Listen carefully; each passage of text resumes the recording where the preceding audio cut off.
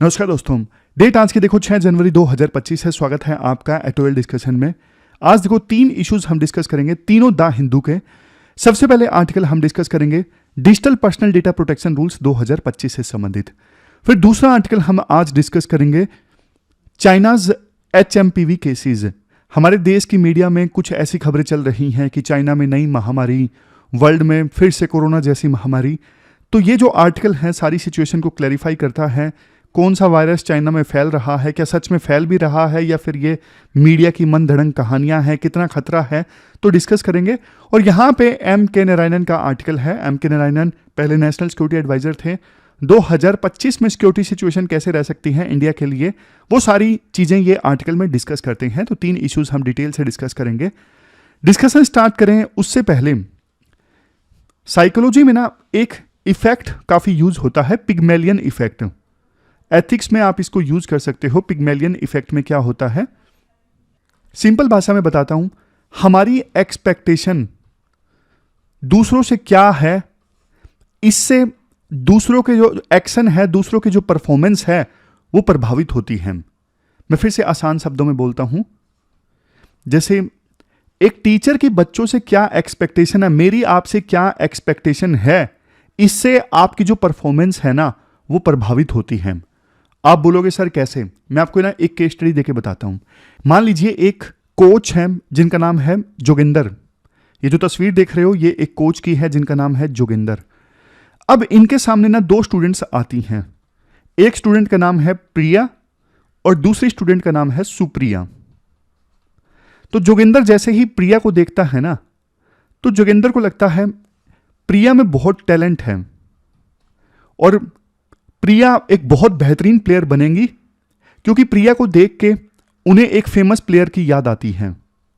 लेकिन दूसरी तरफ सुप्रिया को देख के उन्हें एक पुराने स्टूडेंट की याद आती है जो बहुत ज़्यादा नोटी थी और बहुत ज़्यादा शरारती थी, इतना सीरियस नहीं थी स्पोर्ट्स को लेके।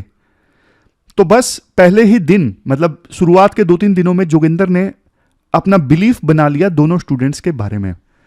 अब आगे देखो, टीचर ना प्रिया को तो हमेशा मोटिवेट करता, क्योंकि शुरुआत से ही जोगिंदर को लगता था कि प्रिया बेहतरीन प्लेयर है और ये अच्छा करेंगी। तो प्रिया भी ना हमेशा एक्साइटेड रहती, अपने कोच को खुश करने की कोशिश करती, ज़्यादा मेहनत करती, कि उन्हें लगता कि कोच मेरे काम से खुश हैं, मुझे और ज़्यादा मेहनत करनी पड़ेगी। तो ना प्रिया की छोटी छोटी गलतियों को जोगिंदर एड्रेस करते, क्योंकि उनसे एक्सपेक्टेशन थी और इससे ना इनकी परफॉर्मेंस इंप्रूव होती गई। लेकिन दूसरी तरफ जो सुप्रिया थी ना, उनसे कोई एक्सपेक्टेशन थी ही नहीं कोच को, इन पे ध्यान ही नहीं देते कोच, गलतियां करते तो भी ठीक करने की कोशिश नहीं करते।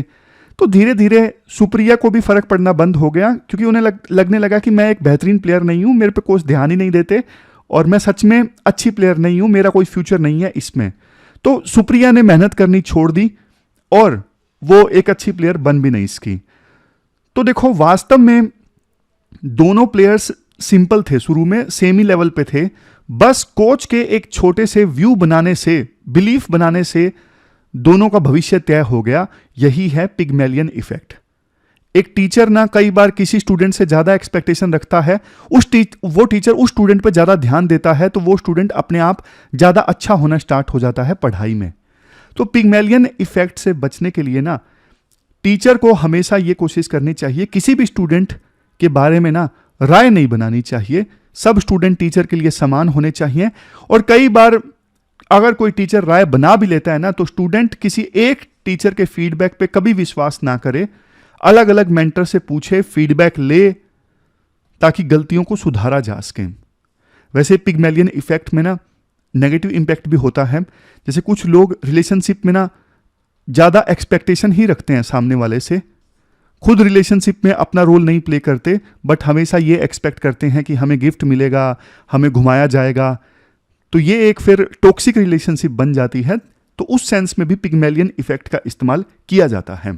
आप कोई एग्जाम्पल देके देखिए, मतलब थोड़ा दिमाग चलाइए, आपने अपने आसपास पिग्मेलियन इफेक्ट का क्या एग्जाम्पल देखा, इससे आपकी थॉट प्रोसेस डेवलप होगी।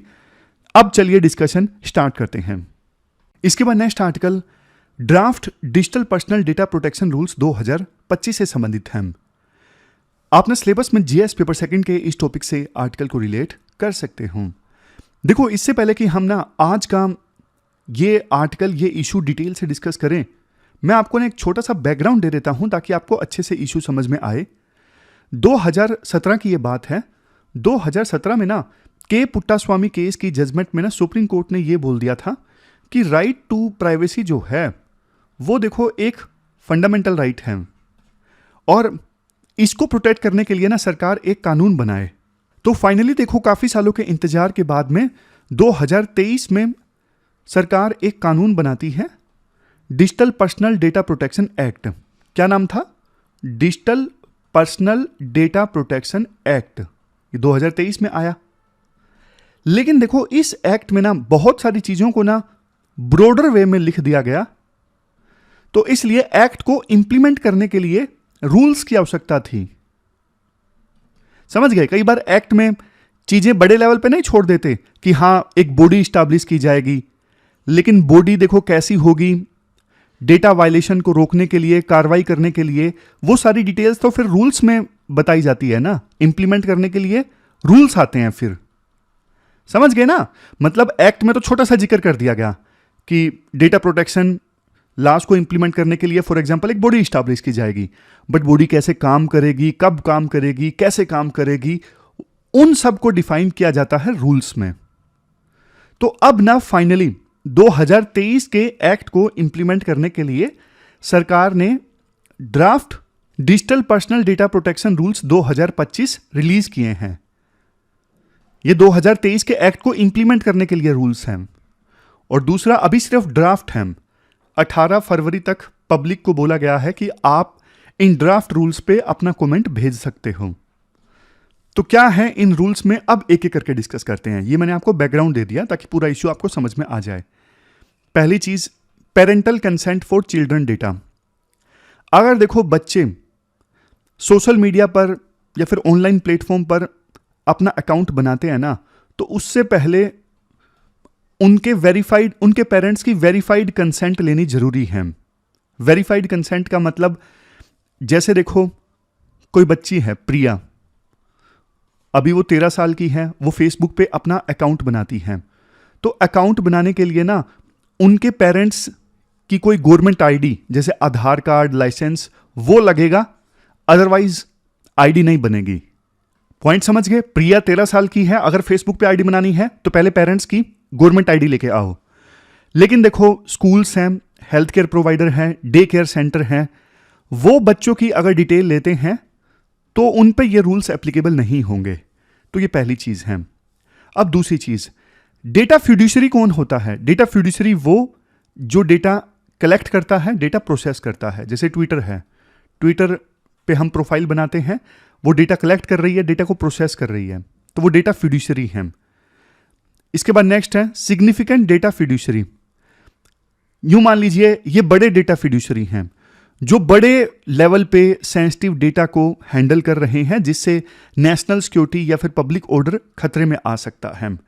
जैसे उबर मान लीजिए, या फिर आप कुछ फिनटेक मान लीजिए, पेटीएम जैसे, गूगल पे है, ये बड़े लेवल पे सेंसिटिव डेटा को हैंडल कर रहे हैं। तो ये है सिग्निफिकेंट डेटा फिड्यूशरी। इनके बारे में ये बोला गया है, देखो जितने समय के लिए इन्होंने डेटा प्रिंसिपल मतलब जनता जिनका डेटा इकट्ठा किया जाता है, तो जितने ड्यूरेशन के लिए इन्होंने डेटा कलेक्ट किया है ना, सिर्फ उतनी ड्यूरेशन के लिए ये डेटा संभाल के रखेंगे, उसके बाद उस डेटा को डिलीट कर दिया जाएगा। और जहां पे ये डेटा स्टोर करेंगे ना, वहां पे प्रॉपर इंक्रिप्शन का यूज होगा, एक्सेस कंट्रोल होगा, और ऐसा होना चाहिए कि कोई अनऑथराइज्ड ढंग से उस डेटा को एक्सेस करने की कोशिश करे तो इनको पता लग जाए, ताकि कुल मिला के मकसद ये है डेटा पूरी तरह से सेफ रहे। जिन्होंने डेटा कलेक्ट किया है ना, डेटा फिड्यूशरी, उनको डेटा को अच्छे से सेफ रखना है, इंक्रिप्शन वगैरह लगा के, कोई अनऑथराइज्ड एक्सेस ना कर सके, ये इंश्योर करके। तीसरा है कंसेंट मैनेजमेंट। कंसेंट मैनेजमेंट में देखो ये है, मान लीजिए फोन पे एप्लीकेशन है। अब फोन पे एप्लीकेशन मैंने डाउनलोड करी, मान लीजिए इन्होंने मेरी ले ली कंसेंट। उसी प्रकार से देखो 1 करोड़ लोगों की कंसेंट इन्होंने ले ली, फॉर एग्जांपल 1 करोड़ लोगों की उन्होंने कंसेंट भारत में ले रखी है। तो अब उस कंसेंट को ना ठीक से मैनेज करना जरूरी है क्योंकि फॉर एग्जाम्पल मैंने आज दी, लेकिन 10 दिनों बाद मैंने पेटीएम इसको फोन पे को बोल दिया कि भैया मैं अपनी कंसेंट विड्रॉ करना चाहता हूं, उसके बाद आप मेरा डेटा प्रोसेस मत कीजिएगा, मत यूज करिएगा। तो ये सब चीजें कंसेंट मैनेज करने के लिए ना फोन पे के पास में प्रॉपर कंट्रोल होना चाहिए, प्रॉपर रिकॉर्ड होना चाहिए, कितने लोगों ने कंसेंट दी है, कितने लोगों ने वापस ले ली है, और जिन्होंने वापस ले ली है फिर उन्हीं का उसी समय डेटा यूज होना बंद हो जाए, और इसकी प्रॉपर वेरिफिकेशन भी होनी चाहिए। तो ये सब होना चाहिए कंसेंट मैनेजमेंट में। और अगर कोई यूजर फॉर एग्जांपल प्रिया शिकायत कर देती है, प्रिया तो 13 साल की है, प्रिया की मम्मी मान लीजिए, प्रिया की मम्मी शिकायत कर देती हैं कि मैंने कंसेंट को विड्रॉ कर लिया था, फिर भी डेटा फिड्यूशरी यानी फोन पे मेरा डेटा यूज कर रहा है, तो इसके लिए ना फोन पे को ग्रीवेंस रेड्रेसल मैकेनिज्म भी स्टैब्लिश करना होगा कि प्रिया की मम्मी अगर जब शिकायत करना चाहे, कंप्लेन करना चाहे, तो उनकी कंप्लेन एड्रेस हो। फिर नेक्स्ट है डेटा लोकलाइजेशन। एक प्रोविजन ये है, कुछ जो डेटा है, कौन सा डेटा, ये देखो सरकार की एक कमेटी डिसाइड करेगी कि कौन सा सेंसिटिव डेटा है, तो वो डेटा ना फिर विदेशी फर्म जो है ना उनको भारत में ही उस डेटा को स्टोर करके रखना पड़ेगा, वो डेटा वो अपने देश में नहीं ले जा सकते। और ये सरकार की कमेटी ही डिसाइड करेगी कि कौन सा डेटा बाहर की जो कंपनीज हैं वो अपने देश में नहीं ले जा सकती और यहीं पे उनको स्टोर करके रखना पड़ेगा। फिर नेक्स्ट है डेटा ब्रीच से संबंधित। अगर देखो कहीं पे डेटा ब्रीच होता है, फॉर एग्जांपल स्विगी का डेटाबेस जो है वो हैक हो जाता है, तो फिर देखो 72 आवर्स के अंदर अंदर डेटा प्रोटेक्शन बोर्ड को बताना होगा स्विगी को कि सर जी हमारा तो डेटा चोरी हो गया है। सब कुछ बताना होगा, किस लेवल का ब्रीच हुआ है, किस टाइम पर हुआ, और डेटा ब्रीच को रोकने के लिए क्या आपने स्टेप्स लिए, सब कुछ बताना होगा 72 घंटों के अंदर अंदर। नेक्स्ट है safeguards for government data processing. Government agencies को भी देखो लॉफुल प्रोसीजर्स फॉलो करने होंगे सिटीजन्स का डेटा प्रोसेस करते वक्त। इवन उनके पास में एग्जेम्पशंस है ना गवर्नमेंट बॉडीज के पास में कि हाँ नेशनल सिक्योरिटी और या फिर पब्लिक ऑर्डर के नाम पे हम पब्लिक का डेटा प्रोसेस कर रहे हैं, तो भी उनको लॉफुल प्रोसीजर्स फॉलो करने होंगे। जैसे कोविड-19 के केसेस ट्रैक करने के लिए ना सरकार मोबाइल डेटा का इस्तेमाल कर रही है, तो फिर सरकार को यह इंश्योर करना होगा कि जैसे ही केसेस ट्रैक हो जाएं, मोबाइल डेटा जो है तुरंत की तुरंत डिलीट कर दिया जाए और किसी दूसरे पर्सन के द्वारा इसे मिसयूज ना किया जाए। अब देखो कुछ चैलेंजेस हैं। सबसे पहला चैलेंज, प्लेटफॉर्म्स को देखो अपने अपने प्लेटफॉर्म को ना रीडिजाइन करना होगा ताकि यूजर कंसेंट को मैनेज किया जा सके। अभी देखो ज़्यादातर जो मोबाइल एप्लीकेशंस है ना, आपने देखा होगा वो हमें कंट्रोल नहीं देती हैं कि आप अपनी कंसेंट को वापस लेना चाहते हो, हमारे पास में ऑप्शन नहीं आता है। तो बड़े बड़े प्लेटफॉर्म्स को थोड़ा रीडिजाइनिंग करनी पड़ेगी। नेक्स्ट है इंफ्रास्ट्रक्चर इन्वेस्टमेंट। अब जैसे गूगल जैसी कंपनीज हैं वो विरोध करेंगी कि नहीं नहीं, अगर हम इंडिया में डेटा स्टोर करके रखेंगे तो हमारी कॉस्ट बढ़ जाएगी, इंफ्रास्ट्रक्चर पे खर्चा ज़्यादा आएगा, हमें यूएस से ही डेटा ले जाने दीजिए, तो उनकी तरफ से कंसर्न आएगा। और देखो कुछ एक्सपर्ट्स ये भी बोलते हैं सिक्योरिटी मेजर्स को लेके ना स्पेसिफिक गाइडलाइंस अभी भी नहीं है इन रूल्स में। जैसे यूं तो बोल दिया गया है जो डेटा फिड्यूसरीज यानी ये कंपनीज स्टोर करके रखेंगी उनको इनक्रिप्ट किया जाएगा, लेकिन कोई कंपनी होगी सिर्फ पासवर्ड को इनक्रिप्ट करेगी, दूसरी सिर्फ एड्रेस को इनक्रिप्ट करेगी, तीसरी सिर्फ फोन नंबर को इनक्रिप्ट करेगी। तो इनक्रिप्शन में भी इनकंसिस्टेंसी देखने को मिल सकती है। थोड़ा और स्पेसिफिक बताना चाहिए, क्या सारा डेटा इनक्रिप्ट करना है, कुछ कुछ इनक्रिप्ट करना है, तो ये सारी चीजें हैं। नेक्स्ट है पेनल्टीज का प्रोविजन। अगर कोई इन रूल्स को वायलेट करता है तो 250 करोड़ तक की पेनल्टी लगाई जा सकती है, और बार बार कोई कंपनी ऑफेंड करती है तो उसको सस्पेंड किया जा सकता है, लाइसेंस को कैंसिल किया जा सकता है। तो ये देखो हमने रूल्स को डिस्कस कर लिया। Draft digital personal data protection rules 2025। Writer बोलते हैं 7 साल हो गए देखो उस जजमेंट को आए। Justice KS. Puttaswamy case versus union of India case में ना जजमेंट 7 साल पहले आई थी। अभी तक सरकार ढंग से जनता की प्राइवेसी को प्रोटेक्ट करने के लिए रूल्स तक नहीं लास की। एक्ट चलो 2023 में ले आई, लेकिन अभी तक रूल्स नहीं लास की। तो इतने में तो देखो कितना नुकसान हो गया। ये तो वही बात होगी, रेलवे स्टेशन पे आपने सीसीटीवी कैमरा लगाने में इतनी देर कर दी कि मीनवाइल बहुत सारी चोरियां, बहुत सारी रोबरी हो गई। तो उसी प्रकार से 7 साल हो गए आप रूल्स नहीं लेके आज के, तो 7 साल में तो कितना नुकसान हो गया जनता की प्राइवेसी का, आप वो सोच के देखिए। क्या है इन रूल्स में वो मैंने आपको बता ही दिया, रूल्स ही बता दिए, तो क्या है वो तो आपको पता ही है। जैसे जनता को ना पर्पस कम्युनिकेट करना जरूरी है, जिसके लिए आपका डेटा जो है कलेक्ट किया जा रहा है, बच्चों के डेटा, ऑनलाइन डेटा को प्रोटेक्ट करना, ये सारी चीजें जो हमने अभी डिस्कस की। फिर इसके बाद नेक्स्ट क्रिटिसिज्म राइटर ये देते हैं, जो proposed data protection board of India है, इसके बारे में ज़्यादा डिटेल्स सरकार ने इन रूल्स में भी नहीं रिलीज की कि डिजाइन कैसा होगा इस बोर्ड का, कम से कम रूल्स में तो बतानी चाहिए थी ना चीजें। फिर नेक्स्ट क्रिटिसिज्म राइटर देते हैं, ट्रांसपेरेंसी का इश्यू है। सरकार ना सब कुछ रिलीज नहीं करती, जैसे पहले जो कंसल्टेशन हुआ था जनता के साथ में या फिर इंडस्ट्री के प्लेयर्स के साथ में, क्या फीडबैक निकल के आया, स्टेक होल्डर्स का क्या फीडबैक था, वो सब सरकार ने रिलीज ही नहीं किया। तो कुल मिला के कई बार ऐसा लगता है कि सरकार सिर्फ फॉर्मेलिटी कर रही है कि हाँ जनता के लिए ओपन कर दिया, रियल मायनों में सीक्रेसी के साथ में सरकार रूल्स ला रही है, कानून बना रही है, ट्रांसपेरेंसी नहीं है। अच्छे कानून देखो तभी बनते हैं जब प्रॉपर ट्रांसपेरेंसी हो और पता हो सबको, जनता को पता हो इंडस्ट्रियल प्लेयर्स के क्या फीडबैक है और इंडस्ट्रियल प्लेयर्स का क्या फीडबैक है, ये जनता को समझ में आए, तब एक बेहतर कानून बनता है। बट सरकार थोड़ा सीक्रेसी के साथ काम कर रही है, ट्रांसपेरेंसी की कमी है, ऐसी सिचुएशन में बेस्ट कानून नहीं बनता है, बेस्ट रूल्स नहीं बनते हैं। तो ये पूरा आर्टिकल हमने डिस्कस कर लिया, draft digital personal data protection rules 2025 के बारे में। चलते हैं आगे।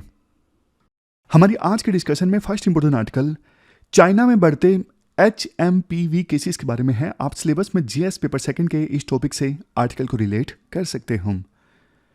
क्या कंटेस्ट है, देखो 5 साल पहले चाइना के वुहान सिटी से कोरोना वायरस निकल के आया था। अब 5 साल बाद चाइना में एक्यूट रिस्पायरेटरी डिजीज के काफ़ी सारे केसेस सामने आ रहे हैं। एक्यूट रिस्पायरेटरी डिजीज मतलब ये वो डिजीज होते हैं जो देखो रेस्पायरेटरी सिस्टम को प्रभावित करते हैं, जैसे नाक, लंग्स या फिर गले को ज़्यादा प्रभावित करते हैं। ये देखो बैक्टीरिया या फिर वायरसेस की वजह से होते हैं, जैसे न्यूमोनिया है, ब्रोंकाइटिस है। तो ये जो एक्यूट रिस्पायरेटरी डिजीज के ना काफ़ी केसेस सामने आ रही हैं। जैसे देखो HMPV की वजह से केसेस सामने आ रही हैं। HMPV मतलब human metapneumo virus, human metapneumo virus HMPV। इसके अलावा इन्फ्लुएंजा और respiratory syncytial virus RSV virus, इसके भी केसेस सामने आ रहे हैं। और ये जो केसेस है ना, खास करके HMPV, ये देखो बूढ़ों को और बच्चों को ज़्यादा प्रभावित करते हैं। और खास करके चाइना के नॉर्दर्न प्रोविंसेस में एक्यूट रिस्पायरेटरी डिजीज के केसेस ज़्यादा सामने आ रहे हैं। अब देखो इतना आपने सुन लिया, ये पूरा बैकग्राउंड आपने समझ लिया। अब राइटर ये बोलते हैं, देखो सर्दियों में ये जो एक्यूट रिस्पायरेटरी डिजीज के केसेस बढ़ना बिल्कुल आम है, मतलब it is quite normal.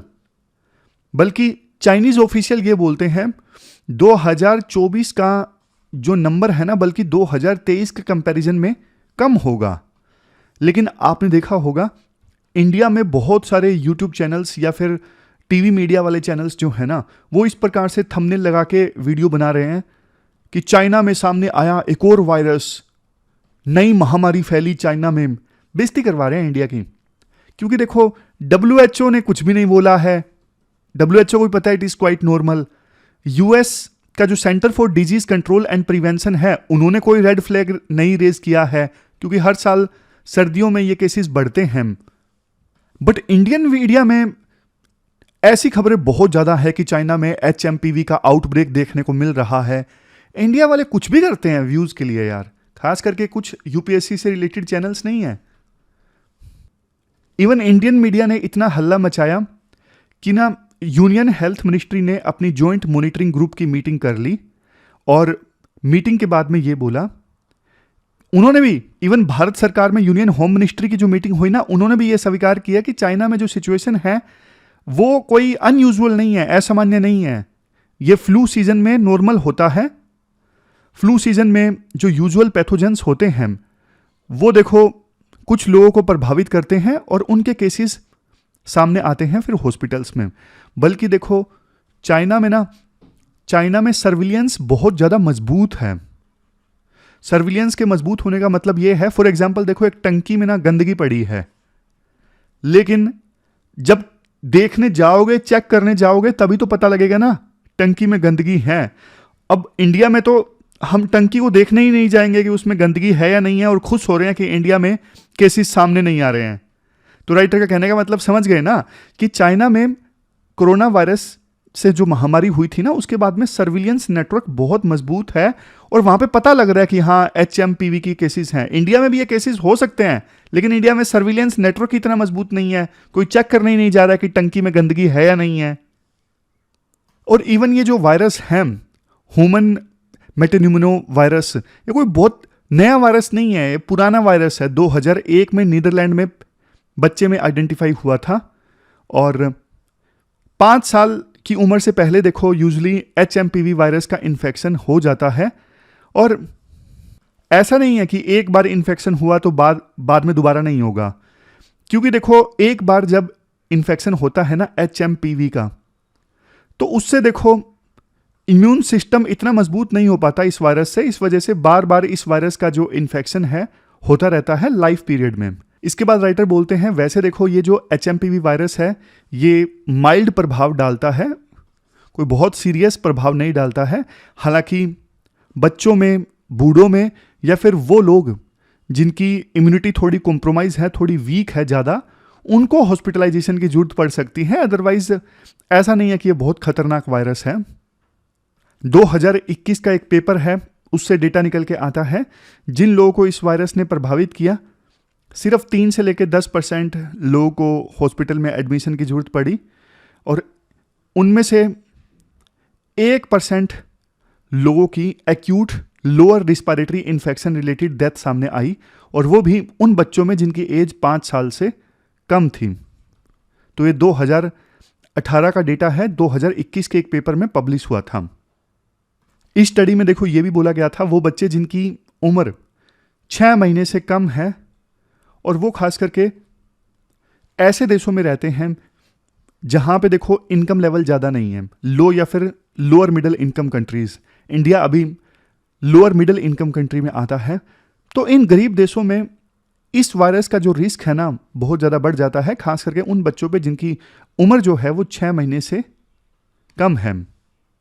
Next point, अभी देखो चाइना में वो बच्चे जिनकी एज 14 साल से कम है, उनमें HMPV के वायरस के केसेस सामने आ रहे हैं। इसका मतलब चाइना ने अपना सर्विलियंस बहुत मजबूत कर लिया है। वैसे देखो ग्लोबली 2001 के बाद से ही इस वायरस का हमें पता है, लेकिन आज भी हमारे देश में ना कोई इनएक्सपेंसिव टेस्ट नहीं है कि सस्ता टेस्ट हो जिसकी सहायता से हम जल्दी से ये डिटेक्ट कर सकें कि HMPV वायरस ने अफेक्ट किया है या फिर नहीं किया है। ऐसा अभी कोई सस्ता सा टेस्ट उपलब्ध है ही नहीं। बल्कि देखो Indian council of medical research की जो लेबोरेटरीज है ना, उनसे बाहर जाके दूसरी लेबोरेटरीज में इस वायरस का डायग्नोस्टिक हो, डिटेक्शन हो, उसके लिए अभी प्रोविजन किया जा रहा है, जबकि इतने सालों से कुछ किया ही नहीं गया था।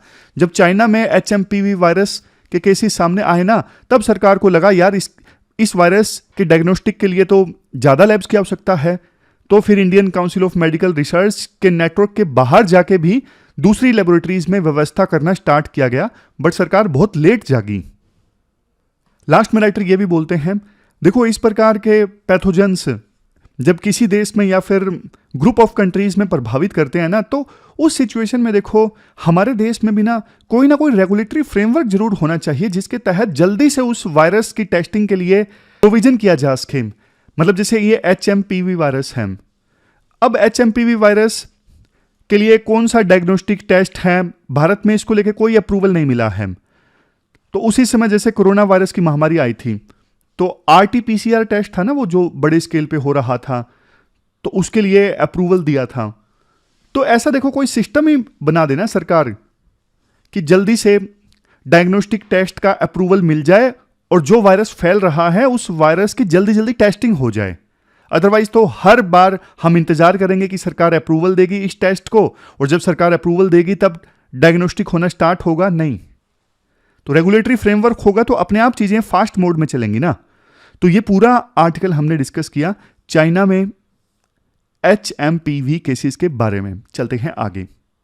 इसके बाद नेक्स्ट आर्टिकल देखो, 2025 का साल इंडिया के लिए सिक्योरिटी पर्सपेक्टिव से कैसा रह सकता है।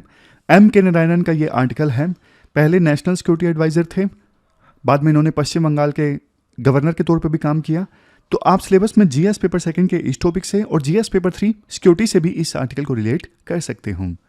राइटर शुरुआत में देखो बोलते हैं 2024 का साल तो इंडिया ने अच्छे से निकाल लिया, इकोनॉमी ने भी ठीक ठाक परफॉर्म किया और पॉलिटिकल स्टेबिलिटी भी इंडिया में रही।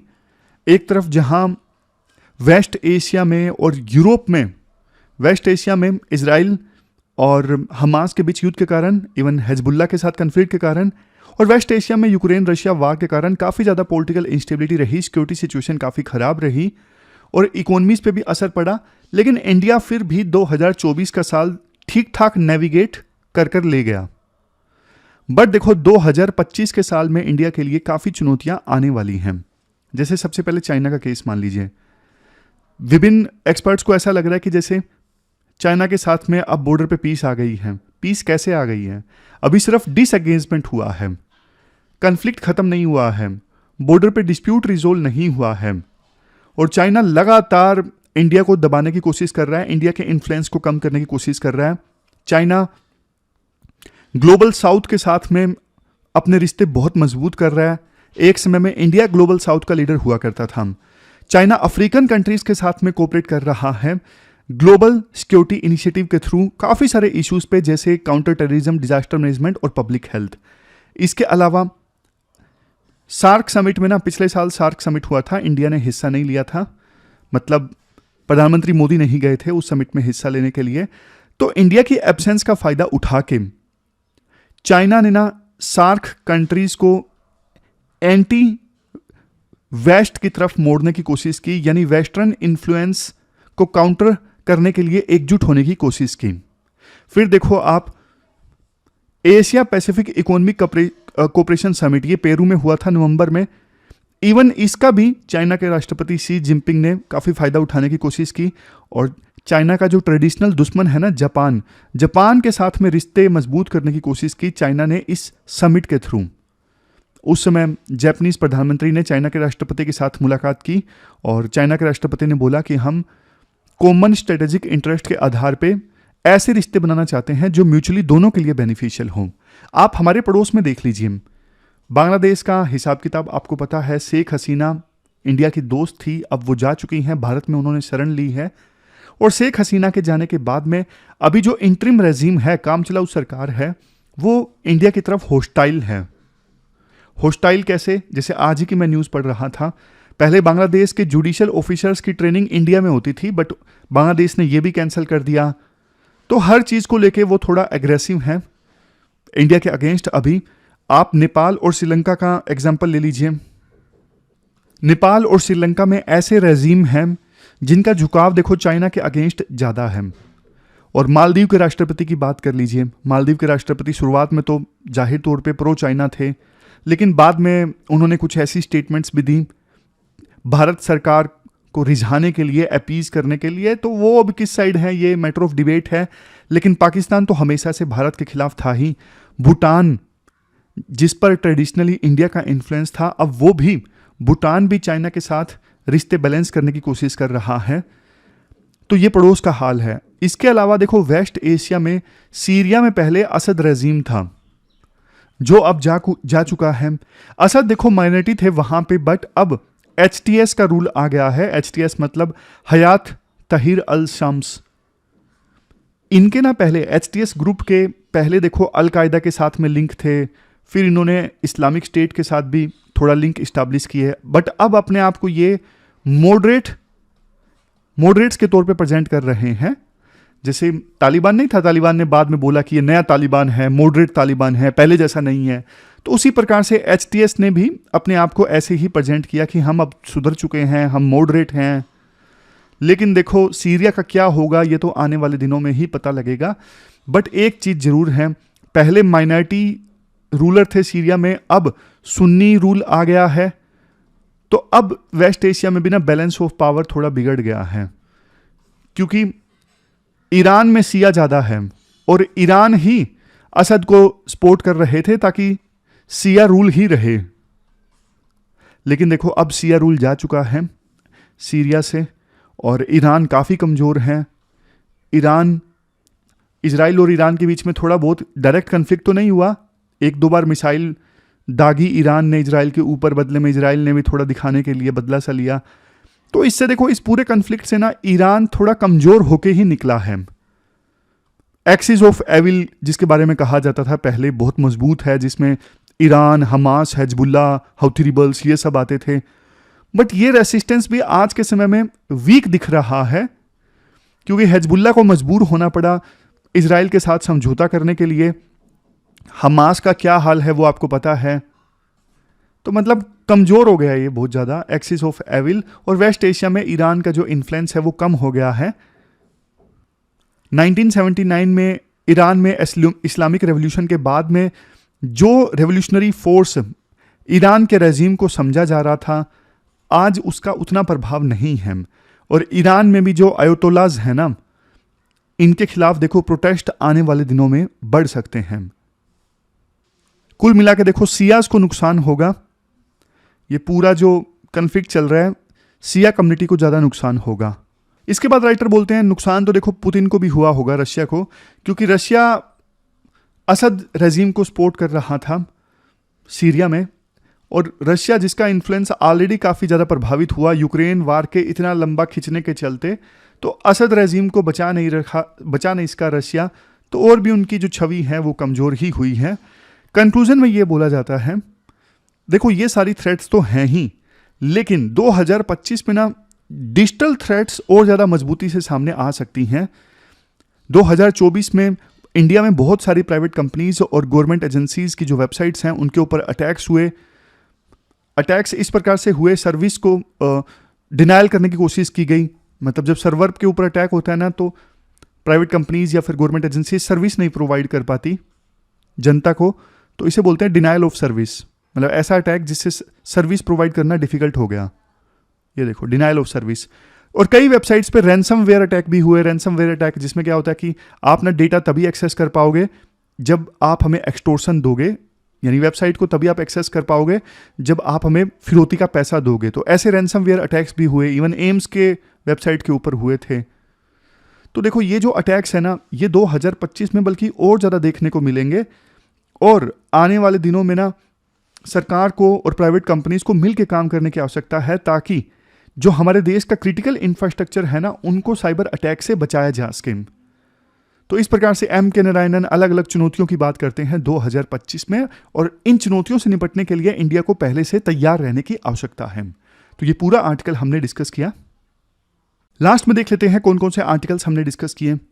HMPV वायरस वाला आर्टिकल हमने डिस्कस किया। हमने ये डिस्कस किया कि देखो ये जो चाइना में HMPV के वायरस के केसेस बढ़ रहे हैं ना, ये सिर्फ सर्विलियंस के इंक्रीज होने की वजह से हैं, बल्कि 2024 में 2023 के कंपैरिजन में कम केसेस सामने आएंगे। तो यूएस का जो सेंटर फॉर डिजीज कंट्रोल है CDC, उन्होंने कुछ रेड फ्लैग नहीं रेज किया। WHO ने कोई रेड फ्लैग नहीं इशू रेज किया, उन्होंने बोला कि इट इज़ क्वाइट कॉमन।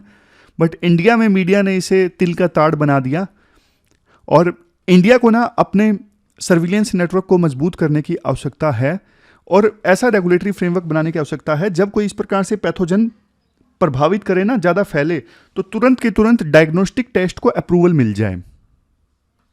फिर हमने ये आर्टिकल भी डिस्कस किया था, ये digital personal data protection rules 2025 से संबंधित, जिसका ड्राफ्ट रिलीज किया है IT मिनिस्ट्री ने। तो इन रूल्स में बहुत कुछ है, जैसे बच्चों को ID बनाने के, बच्चों को सोशल मीडिया पे अकाउंट बनाने से पहले पेरेंट की ID लगेगी, और जो डेटा फिड्यूशरी हैं उनको क्या करना होगा, उनको देखो डेटा स्टोर करके जब रखना होगा तो इंक्रिप्शन वगैरह करें ताकि कोई अनऑथराइज्ड एक्सेस ना कर सके। Data protection board of India बनाने का प्रोविज़न है।